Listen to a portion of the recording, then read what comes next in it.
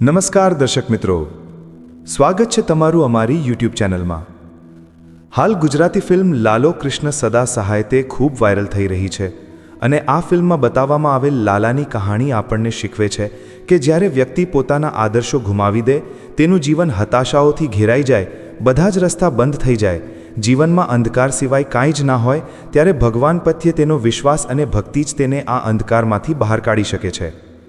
આ વાત ફક્ત લાલાની નથી, આ વાત છે તમારી, મારી અને એ દરેક વ્યક્તિની જે ક્યાંક ને ક્યાંક એવા કોઈ અંધકારથી ઘેરાયેલો છે અને એને જરૂર છે દ્વારિકાધીશ ભગવાન શ્રી કૃષ્ણ જેવા મિત્રની।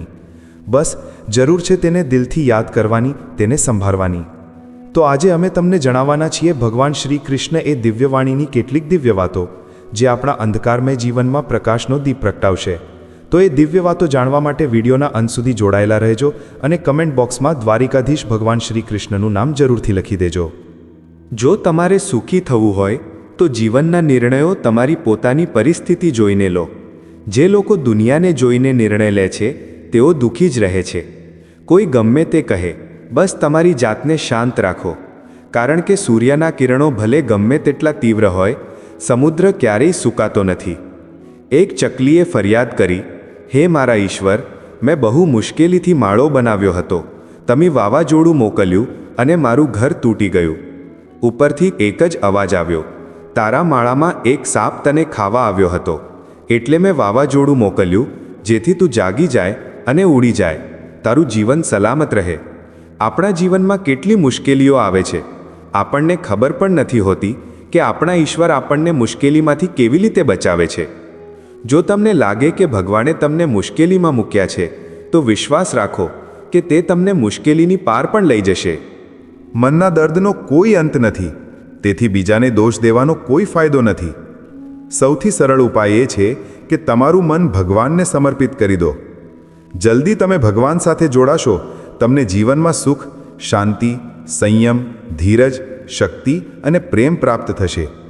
નવી ઉર્જાનો સંતોષ અને જીવનનો સાચો માર્ગ ચોક્કસપણે શરૂ થાય છે અને આપણને ખબર પણ નથી પડતી કે આપણું મન કેવી રીતે પીડામાંથી મુક્ત થઈ જાય છે। જો ભગવાન તમને તમારા માગ્યા કરતાં વધારે રાહ જોવડાવે છે, તો તૈયાર રહો, તે તમને તમારા માગેલા કરતાં ઘણું વધારે આપવા જઈ રહ્યા છે। જે રીતે લોકો મૃત વ્યક્તિને ખભો આપવાને પુણ્ય માને છે, જો તેઓ જીવતા વ્યક્તિને સહારો આપવાને પુણ્ય માને, તો જીવન કેટલું સરળ બની જાય। વધારે વિચારશો નહીં કે જેણે તમને જીવન આપ્યું છે તેણે તમારા ભવિષ્ય વિશે કંઈક તો વિચાર્યું જ છે। ભલે આવતીકાલ મુશ્કેલીઓથી ભરેલી હોય, પણ આવતીકાલ તમારા હાથમાં છે। મનના દર્દનો કોઈ અંત નથી, તેથી બીજાને દોષ દેવાનો કોઈ ફાયદો નથી। સૌથી સરળ ઉપાય એ છે કે તમારું મન ભગવાનને સમર્પિત કરી દો। જલ્દી તમે ભગવાન સાથે જોડાશો, તમને જીવનમાં સુખ, શાંતિ, સંયમ, ધીરજ, શક્તિ અને પ્રેમ પ્રાપ્ત થશે। નવી ઉર્જાનો સંતોષ અને જીવનનો સાચો માર્ગ ચોક્કસપણે શરૂ થાય છે અને આપણને ખબર પણ નથી પડતી કે આપણું મન કેવી રીતે પીડામાંથી મુક્ત થઈ જાય છે। જો ભગવાન તમને તમારા માગ્યા કરતાં વધારે રાહ જોવડાવે છે, તો તૈયાર રહો, તે તમને તમારા માગેલા કરતાં ઘણું વધારે આપવા જઈ રહ્યા છે। જે રીતે લોકો મૃત વ્યક્તિને ખભો આપવાને પુણ્ય માને છે, જો તેઓ જીવતા વ્યક્તિને સહારો આપવાને પુણ્ય માને, તો જીવન કેટલું સરળ બની જાય।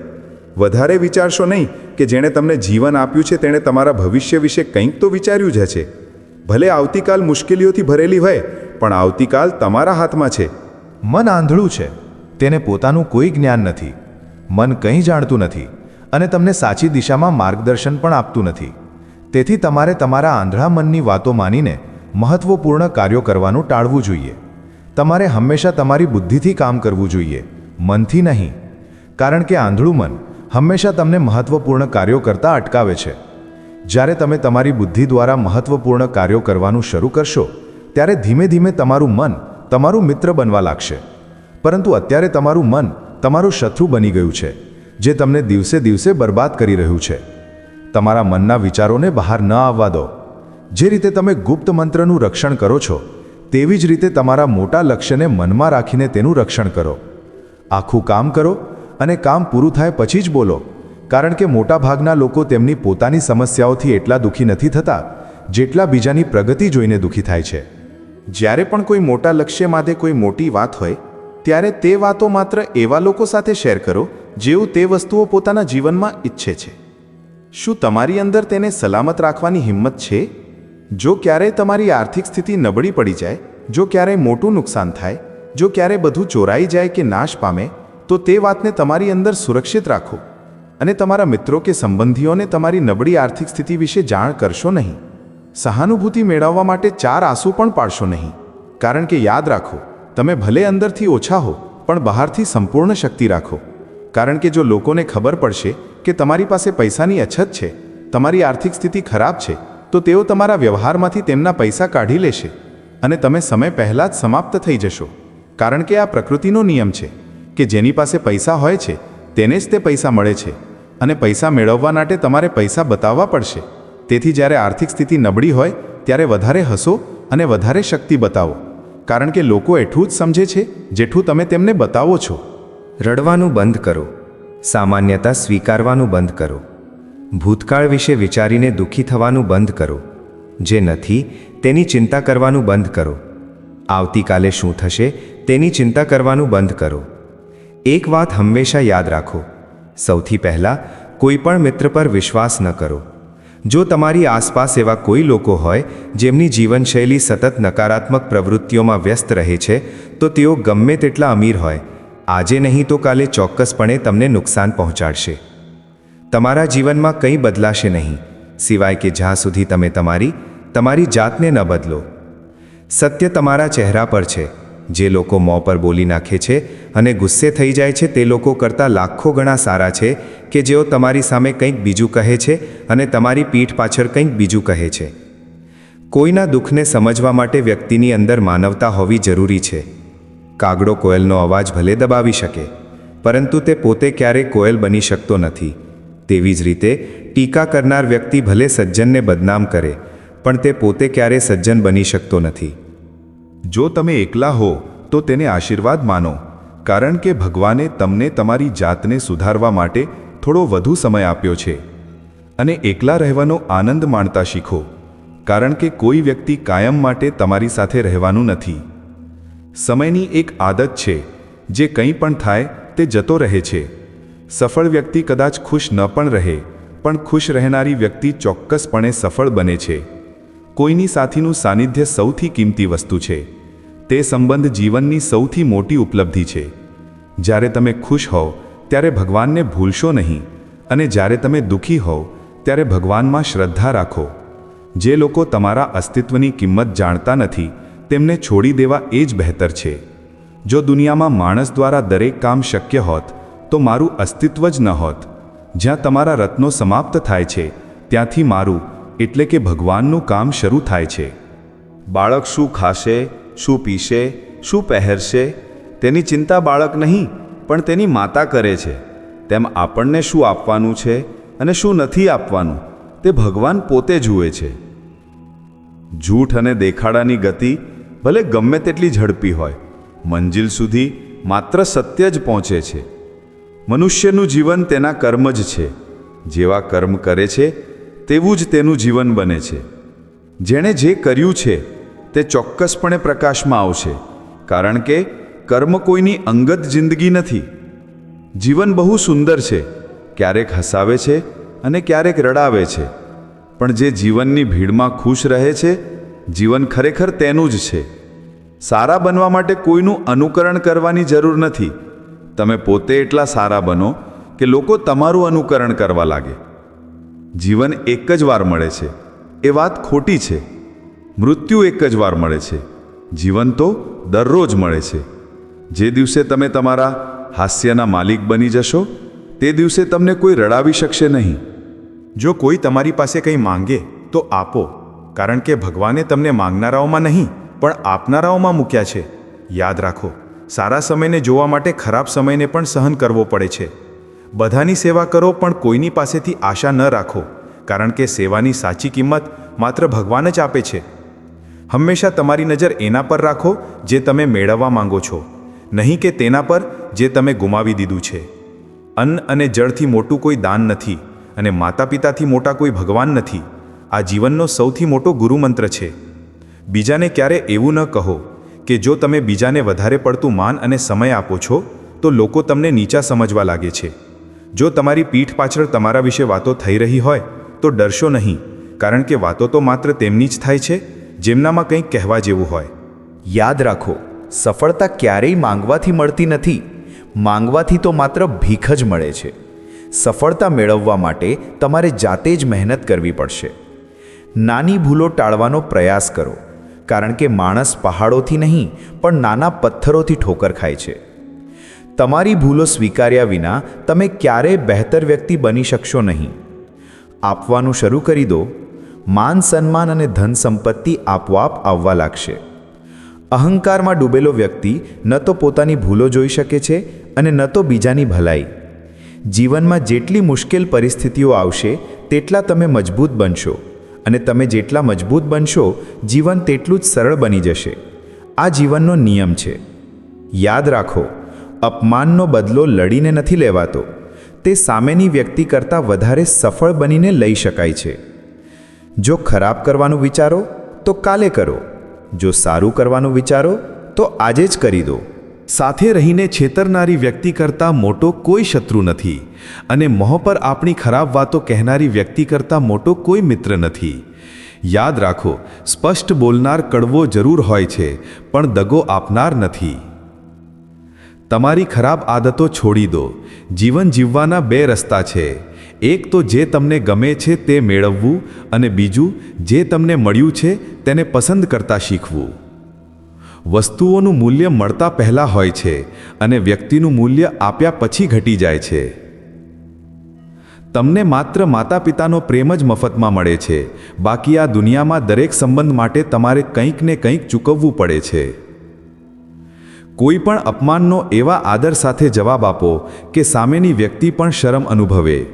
જ્યાં સુધી તમે તમારી સમસ્યાઓ અને મુશ્કેલીઓ માટે અન્ય લોકોને જવાબદાર ઠેરવતા રહેશો, ત્યાં સુધી તમે તેને ક્યારેય દૂર કરી શકશો નહીં.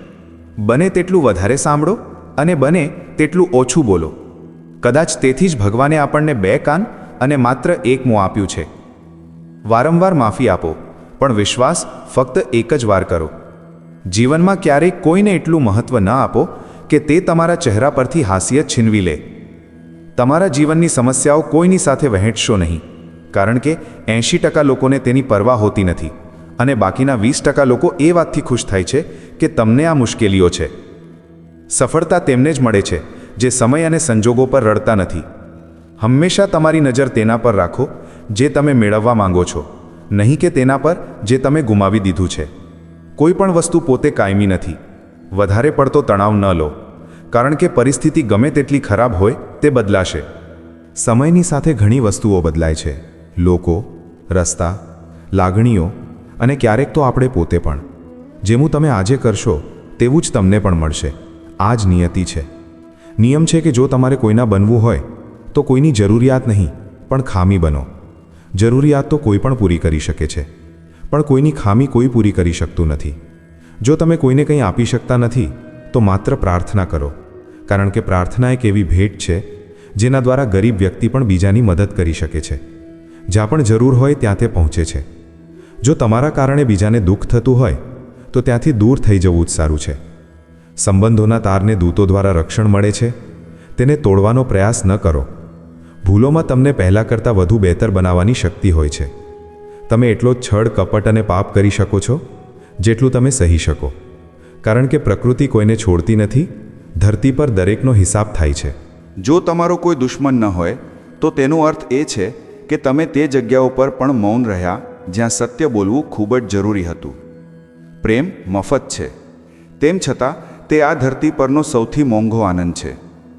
અત્યાર સુધીમાં મેં એટલું જાણ્યું છે કે નબળા લોકો સાથે કેટલાક ઊંડા સંબંધો હોય છે જેઓ રમકડાની જેમ વિશ્વાસ તોડી નાખે છે.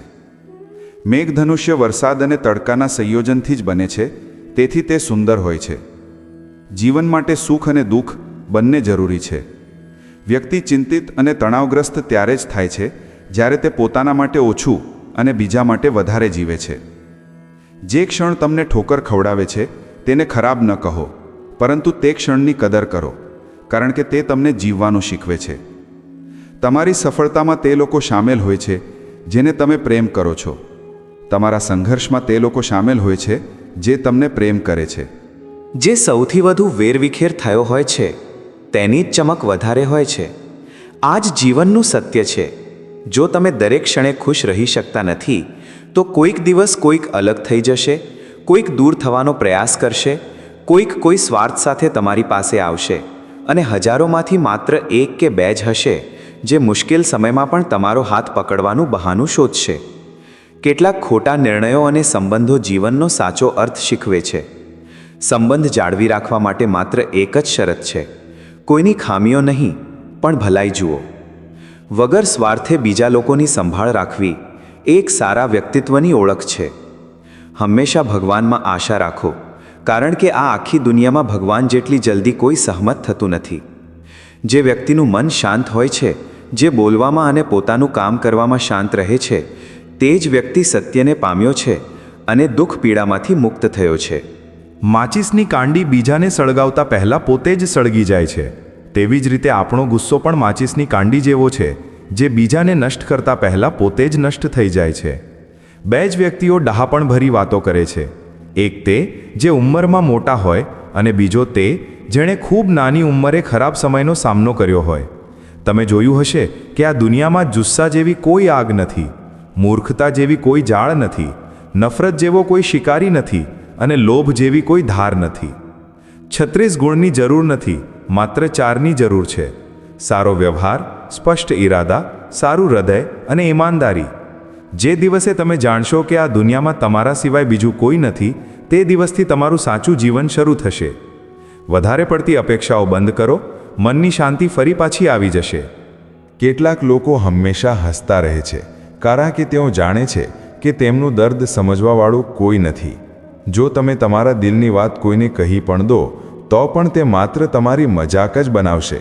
જે વ્યક્તિ બીજાના હક અને ખુશીઓ છીનવી લે છે તેના સુખનું આયુષ્ય ખૂબ જ ટૂંકું હોય છે. સંબંધો જાળવવા માટે કપટ અને છેતરપિંડીમાં માત્ર મહાભારત જ લખાય છે. હંમેશા તે કામ કરો જે સાચું હોય, નહીં કે તે કામ જે સરળ હોય. ભગવાનને તમારા સૌથી નજીકના મિત્ર બનાવો, કારણ કે ભગવાન જ એકમાત્ર એવા છે જે આખી દુનિયા સાથ છોડી દે ત્યારે પણ આપણો સાથ આપે છે.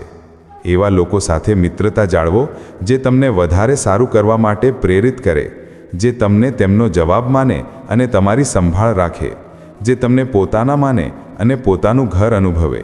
એવા લોકોને મેળવો જે તમને મદદ કરશે અને તમને સમજશે. મૃત્યુના સમયે કોઈ તમારું સાંભળશે નહીં, માત્ર કર્મની ગતિ જ નક્કી કરશે કે તમને કઈ દિશામાં ખેંચી જવામાં આવશે. માણસે જીવનના પડકારોથી ભાગવું ન જોઈએ અને નસીબ કે ભગવાનની ઈચ્છા જેવા બહાના ન કાઢવા જોઈએ. જ્યાં સુધી તમારો સારો સમય ન આવે ત્યાં સુધી આગળ વધતા રહો. માણસનો સૌથી સારો મિત્ર તેનો પોતાનો આત્મા છે, જે સારી વાતોની પ્રશંસા કરે છે અને ખરાબ વાતો પર નારાજગી દર્શાવે છે. તમે ખાલી હાથે આવ્યા છો અને ખાલી હાથે જ જશો. જે આજે તમારું છે તે કાલે બીજા કોઈનું થઈ જશે. તેથી તમે જે કંઈ કરો છો તે ભગવાનને અર્પણ કરતા રહો. સ્વાસ્થ્ય સૌથી મોટી ભેટ છે. સંતોષ સૌથી મોટી સંપત્તિ છે. વફાદારી સૌથી મોટો સંબંધ છે. જો તમે છેતરપિંડી કરશો તો તમારી સાથે પણ છેતરપિંડી થશે. આજે નહીં તો કાલે થશે જ. જીવન સત્યતાથી જીવો, તમને દરેક ક્ષણે શાંતિ મળશે. વ્રત હંમેશા ભોજનનું જ કેમ હોય? લોભ, નફરત, નિંદા, ક્રોધ અને ગંદા વિચારોનું પણ હોવું જોઈએ. મનનો નિશ્ચય અને શરીરની બહાદુરી જો કોઈ પણ કાર્યમાં સંપૂર્ણ રીતે લગાવી દેવામાં આવે તો સફળતા ચોક્કસપણે મળે છે. ભાગ્યના દરવાજે માથું પછાડવા કરતાં કર્મ કરવું વધારે સારું છે. તોફાન ઊભું કરો, દરવાજા આપોઆપ ખુલી જશે. ક્રોધની સ્થિતિમાં મૂંઝવણ જન્મે છે. મૂંઝવણ બુદ્ધિનો નાશ કરે છે. બુદ્ધિનો નાશ થતાં જ વ્યક્તિ પતન તરફ ધકેલાય છે. જો પાણી મર્યાદા છોડે તો વિનાશ થાય છે. જો વાણી મર્યાદા છોડે તો સર્વનાશ થાય છે. કોઈને છેતરવું એ એક દેવું છે જે તમને ચોક્કસપણે એક દિવસ બીજા કોઈના હાથે પાછું મળશે. આ કલયુગ છે. હંમેશા તૈયારી સાથે રહો. ક્યારે હવામાન અને ક્યારે લોકો બદલાઈ જાય તેની કોઈ ખાતરી નથી. ભગવાન કહે છે કે જો તમે મારી તરફ જોશો તો હું પણ તમારી તરફ જોઈશ. તમે મને જે ભાવનાથી યાદ કરશો તે જ ભાવનામાં હું તમારી પાસે આવીશ. બદલો લેવાનું ન વિચારો. આરામથી બેસો. જે લોકોએ તમારી સાથે ખરાબ કર્યું છે તેમનું પણ અંતે એવું જ થશે. આ દુનિયામાં જુસ્સા જેવી કોઈ આગ નથી, મૂર્ખતા જેવી કોઈ જાળ નથી, નફરત જેવો કોઈ શિકારી નથી અને લોભ જેવી કોઈ ધાર નથી. સુખનો કોઈ માર્ગ નથી, પરંતુ સુખ જ માર્ગ છે. જો તમે સાચી દિશામાં છો તો ચિંતા ના કરો, પણ તે દિશામાં આગળ વધતા રહો. આમ કરવાથી તમે ચોક્કસપણે તમારો લક્ષ્ય પ્રાપ્ત કરશો. સમય આ આખી દુનિયાની સૌથી કિંમતી વસ્તુ છે, તેથી તેને બરબાદ ન કરો, નહીં તો અંતે પસ્તાવા સિવાય કંઈ નહીં મળે. જીવનમાં ક્યારેય તમારી જાતને કોઈની સાથે સરખાવશો નહીં. જેમ કે ચંદ્ર અને સૂર્યની તુલના ન થઈ શકે, કારણ કે બંને પોતપોતાના સમયે ચમકે છે. જો તમને કોઈ કામ કરવામાં ડર લાગે તો યાદ રાખો કે ડર એ એક નિશાની છે કે તમારું કામ ખરેખર બહાદુરીથી ભરેલું છે. પાણીનો પ્રવાહ માત્ર મૃત માછલીને જ ચલાવે છે. જે માછલીમાં જીવ હોય છે તે પોતાનો રસ્તો પોતે બનાવે છે. તમારા ઉત્સાહને એ ન કહો કે તમારી સમસ્યા કેટલી મોટી છે. તમારી સમસ્યાને કહો કે તમારો ઉત્સાહ કેટલો મહાન છે. સફળ તે નથી જે પોતાના દુશ્મનો પર વિજય મેળવે છે, પણ સફળ તે છે જે પોતાની ઈચ્છાઓ પર વિજય મેળવે છે. જો તમે તમારા સપના પર કામ કરવાનું ફક્ત એટલા માટે બંધ કરી દીધું છે કે કોઈકને લાગે છે કે તમે તે કરી શકતા નથી, તો તમારે તે કામ ચાલુ રાખવું જોઈએ. તો તે તમારું સ્વપ્ન નથી, તે માત્ર તમારી એક નાની ઈચ્છા છે. જે લોકો તમને નજીકથી નથી જાણતા તેમની વાતોને દિલ પર ન લો. આગળ વધો અને કંઈક કરીને બતાવો. જીવનમાં સારા લોકોની શોધ ન કરો, પણ તમે પોતે જ સારા બની જાઓ. જો તમે ઉડી ન શકો તો દોડો, જો દોડી ન શકો તો ચાલો, જો ચાલી ન શકો તો ઢસડાઈને ચાલો, પણ હંમેશા આગળ વધતા રહો. ગુરુ અને બે વરુઓની વાત. એકવાર એક ગુરુએ પોતાના શિષ્યોને પૂછ્યું, શું તમે જાણો છો કે આપણી અંદર એક મોટું રહસ્ય છુપાયેલું છે? એક યુદ્ધ સતત ચાલી રહ્યું છે. જ્યારે બધા શિષ્યો મૌન રહ્યા ત્યારે ગુરુજીએ કહ્યું, હકીકતમાં આપણી અંદરની સૌથી મોટી લડાઈ બે વરુઓ વચ્ચે છે. એક કાળું વરુ જે ક્રોધ, ઈર્ષા, અહંકાર, દુઃખ, અપશબ્દો, લોભ, ચોરી અને જૂઠની ભાષા બોલે છે. બીજું સફેદ વરુ જે આનંદ, પ્રેમ, દયા, સદ્ભાવના અને સારા વિચારોની ભાષા બોલે છે. આ લડાઈના અવાજમાં આપણે મનની શાંતિ ભૂલી જઈએ છીએ જે પહેલેથી જ અસ્તિત્વમાં છે અને તેને ક્યાંક બીજે શોધવાનો પ્રયાસ કરીએ છીએ. ગુરુએ કહ્યું, આ લડાઈના અવાજથી આપણામાંથી કોઈ બચી શક્યું નથી. આ લડાઈ મારી અંદર પણ અને તમારી અંદર પણ ચાલી રહી છે. શિષ્યોએ ગુરુની વાત ધ્યાનથી સાંભળી અને પૂછ્યું, ગુરુજી, આ લડાઈમાં કોણ જીતશે? ગુરુજીએ કહ્યું, જીત તે જ વરુની થશે જેને તમે ભોજન આપશો. ભોજન આપવાનો અર્થ એ છે કે જે વરુના શબ્દો પર આપણે ધ્યાન આપીએ છીએ તેને શક્તિ આપવાની તાકાત આપણામાં છે. જો તમે ધ્યાન આપશો તો તે મોટું અને મજબૂત બનશે. દર્શક મિત્રો, જો આપણે શ્રી કૃષ્ણની આ દિવ્ય વાણીને રોજ સાંભળીશું અને એ પ્રમાણે જીવવાનો પ્રયત્ન કરીશું તો શ્રી કૃષ્ણ આપણા મિત્ર બનીને કાયમ આપણી સાથે રહેશે.